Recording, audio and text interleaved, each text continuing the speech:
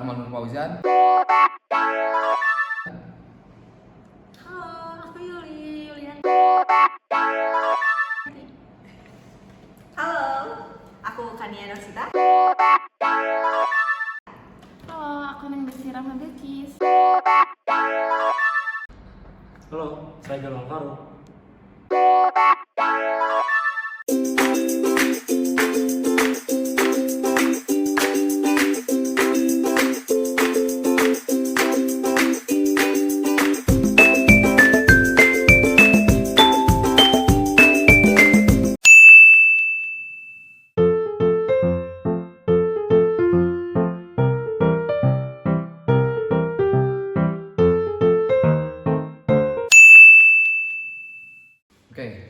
Kita akan masuk ke step yang pertama, di mana di sini akan kita buatkan terlebih dahulu jalur untuk kita men-tracking di lapangan di depan kampus satu Universitas Siliwangi. Setelah dibuatkan jalur tracking, akan kita buatkan klip nantinya sebagai untuk mempermudah nantinya kita menginput di software ArcGIS. Nah, setelah dibuatkan ini, kita langsung masukkan sebagai backdrop di software ArcGIS yang akan nantinya kita dapatkan data PCH dan streamflow di software ArcGIS ini. Lalu lanjut kita kembali lagi ke Google Earth, di mana setelah kita dapatkan data PCH dan juga streamflow di software ArcGIS sebelumnya, akan kita buatkan DTA. Nah, di sini untuk luasannya totalnya, di mana di lokasi ini kita dapatkan luasan sebesar 44,8 hektar, dan juga untuk stasiun yang mendekati di lokasi ini ada 3 stasiun. Yang pertama ada stasiun Cimulu, kedua stasiun Lanut, dan juga yang terakhir ada stasiun Kawalu. Nah, untuk setelah didapatkan luasan dan juga stasiun yang mendekati lokasi tersebut, akan kita lakukan perhitungan manual yang nantinya akan dijelaskan oleh rekan-rekan saya.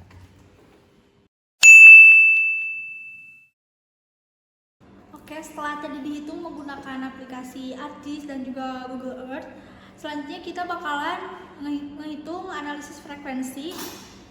Bisa dilihat di mana dari berdasarkan perhitungan tadi kita mendapatkan 3 STA.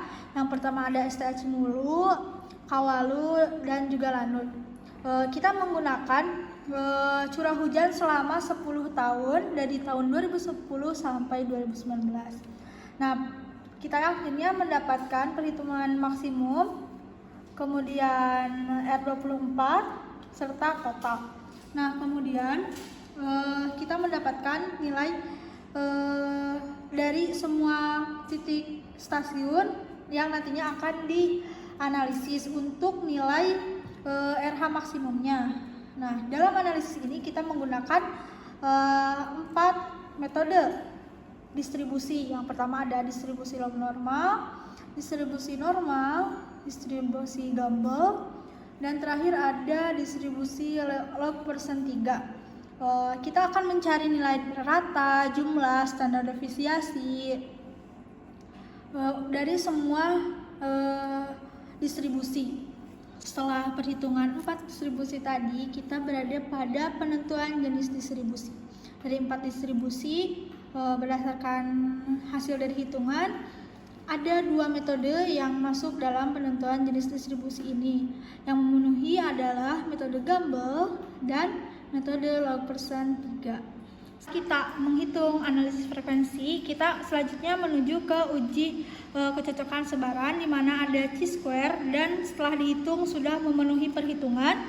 Selanjutnya dengan metode Smirnov-Kolmogorov, di mana distribusi dari Smirnov-Kolmogorov juga sudah diterima dengan kriteria seperti pada layar. Selanjutnya kita akan menghitung intensitas hujan selama 24 jam dan 6 jam, bisa dilihat dari layar. Untuk intensitas 24 jam kita menghitung dengan rumus yang tertera di sebelah sini. Untuk intensitas 6 jam dengan rumus sama dengan menghasilkan kurva IDF masing-masing. Untuk selanjutnya kita akan kita akan menghitung QS/QR untuk perbandingan dan redesign. Untuk QS/QR kita didapatkan dari data saluran dan subcatchment yang dihasilkan dari aplikasi SWMM nantinya. Akan dijelaskan oleh rekan saya.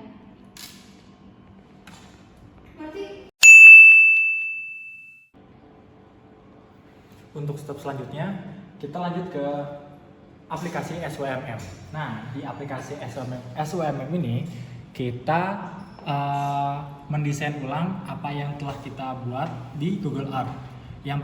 Step yang pertama kita lakukan di SWMM ini yaitu membuat tangkapan layar di Google Earth seperti ini.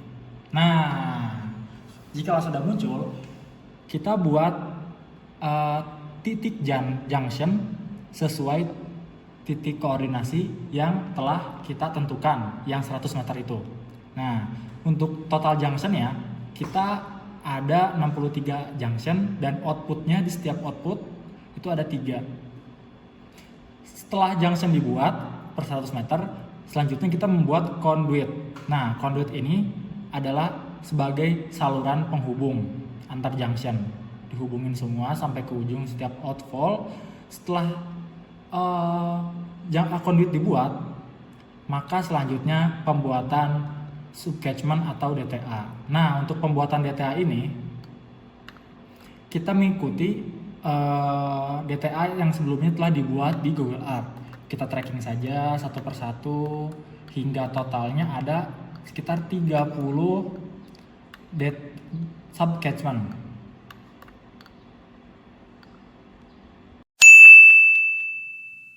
Oke, untuk step selanjutnya di aplikasi SWMM dapat dilihat di layar.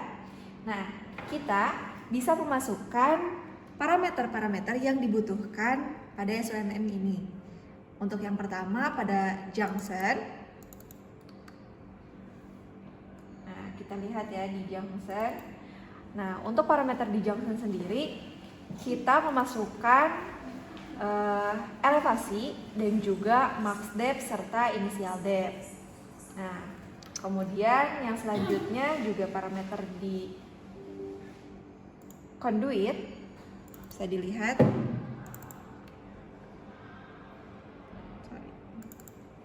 Nah, untuk di conduit sendiri kita memasukkan shape, kemudian max depth, length, roughness. Nah, sebentar, untuk shape sendiri kita menggunakan atau shape yang digunakan merupakan bentuk saluran tertutup yang berbentuk kotak atau rektangular. Kemudian kita memasukkan dimensi-dimensi dari conduit tersebut. Nah, untuk selanjutnya untuk max depth, kemudian length dan roughness dimasukkan juga. Nah, untuk nilai roughness sendiri dikarenakan kita asumsikan untuk saluran itu terbuat dari beton, jadi nilai dari roughness sendiri itu 0,02. Itu berdasarkan tabel juga. Seperti itu. Nah, untuk selanjutnya yaitu ada subcatchment. Parameter yang diinput dalam subcatchment tersendiri yaitu yang pertama ada rain gauge, kemudian ada outlet, kemudian ada area, with persentase slope. Nah, untuk persentase slope tersendiri diperoleh dari kontur. Nah, yang mana menggunakan rumus kontur tertinggi dikurangi kontur terendah dibagi jarak antara kontur dikali 100. Diperolehlah persentase slope itu. Kemudian untuk nilai persentase imperv dan juga n-inverb itu diperoleh dari tabel koefisien limpasan. Nah, untuk tabel koefisien limpasan jadi dapat ditentukan nih persentase imperv sama n-inverbnya. Oke, untuk selanjutnya yaitu outfall. Nah, pada outfall sendiri untuk outfall sendiri kita hanya memasukkan nilai elevasi. Nah, setelah semua parameter dimasukkan pada SWMM ini, maka kita run programnya seperti ini tampilannya. Nah, untuk time of day-nya kita ke 6 jam ya. Jadi diperoleh seperti ini.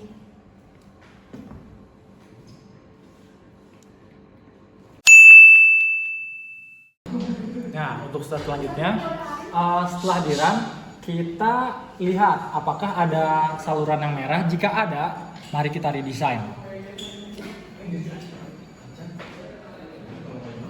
Nah, karena proyek ini sudah diredesign, jadi sudah hijau dan solusinya itu menggunakan kolam rektansi. Karena untuk meredesain semuanya itu tidak maksimal, masih ada yang merah. Harus lebih dari 1 meter untuk diredesain. Nah, itu tuh tidak efisien. Jadi dibuatlah kolam retansi. Seperti itu. Udah. Sekian dari kelompok kami. Terima